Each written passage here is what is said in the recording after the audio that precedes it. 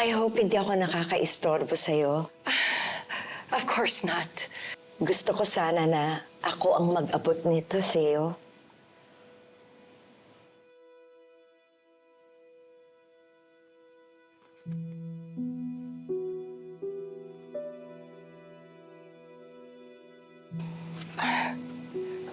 Wow. Congratulations. Thank you. I really want you to be there. I know things have been awkward. Lalo na itong mga nakaraang araw because of Jenny. Pero ayokong masira yung friendship natin because of that. You're still my friend, Dara. I'm glad that you still feel that way. Naaalala mo pa ba noon? Ikaw ang lagi kong tinatakbuhan kapag meron akong problema kay Freddie. You always knew how to calm me down. Kaya nga ako pumunta dito eh. Please sit down.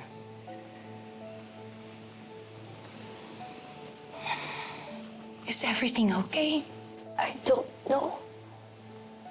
Hindi ko alam, Tara, kung napapraning lang ako, pero parang ang bababae na naman si Freddie. Hindi ko alam kung ano ba yung kulang sa akin. May kulang ba sa akin? Don't say that. Don't say that. Walang kulang sa'yo, Vanna. Kaya importante, itong 15th year anniversary na ito. Sana maayos ang lahat.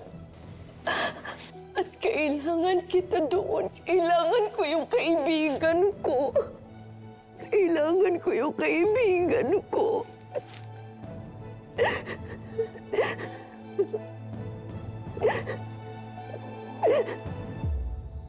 I need you to find out where this came from. Limited edition yan. Kaya bibihira makita yung ganyang klaseng design. Start with the jeweler, then find out kung sino yung bumili niyan. I will coordinate with the boutique right away, Miss Vanna. Excuse me lang po, Miss Vanna.